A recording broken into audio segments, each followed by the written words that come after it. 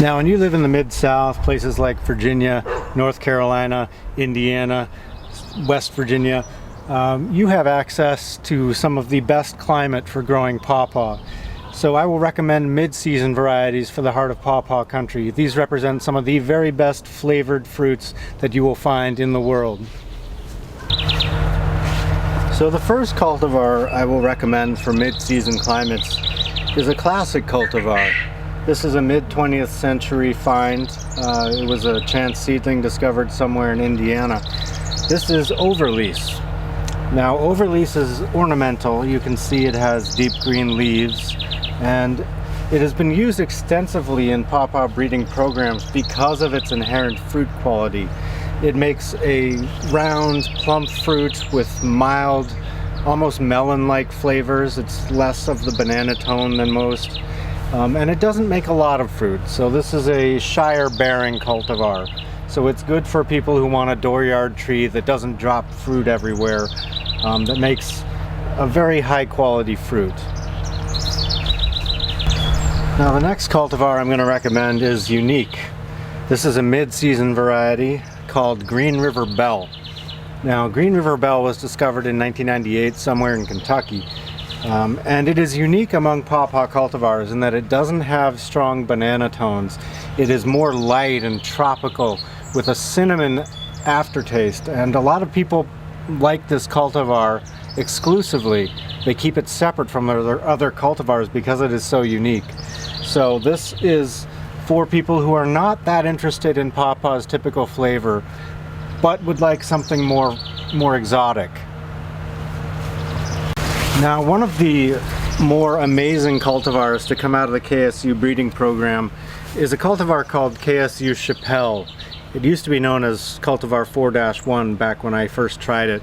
Now, this cultivar makes a lot of fruit. The fruit is a little seedier than normal, but it more than makes up for this flaw in flavor. The flavor of this fruit is rich with caramel tones as they start to over-ripen. And I cannot say enough about KSU Chapelle. It is a vigorous tree, it is easy to grow, and it makes an exquisite fruit. It is wonderful. So the next cultivar I can recommend is a Peterson variety called Wabash. Now, Wabash makes a nice round cannonball shaped fruit, much like Prima 1216. The fruit is orange fleshed and low seed weight, and the tree it grows on is fairly vigorous. In fact, I would say that this is the best all-around Peterson cultivar if you're looking at his cultivars exclusively. The flavor is somewhere between mild and strong. It is not too strong, it is not too mild. It is right in the perfect middle of pawpaw flavor. Now, NC1, why am I including this in the mid-season video? Most resources will tell you that this is a shorter season variety. However, this has not been my experience or the experience of other growers. This particular variety is mid to late season most years. Now, the cultivar NC1 is a little older than 40 years now.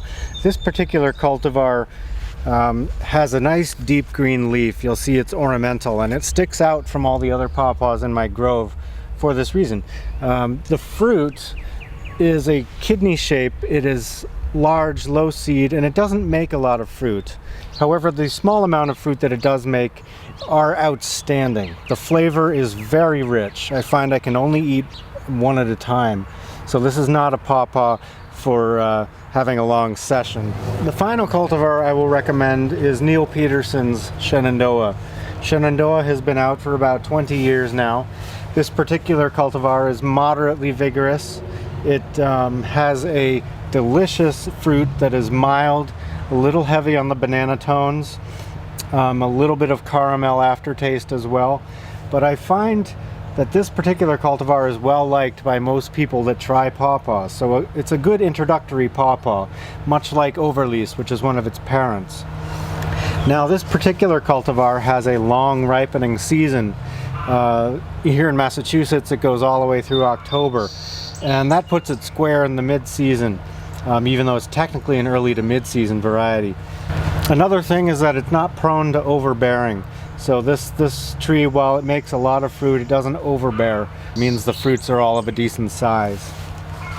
Now I do have a few cultivars that I'm waiting to come into bearing, such as Regulus. This is a mid-season cultivar with a very large fruit.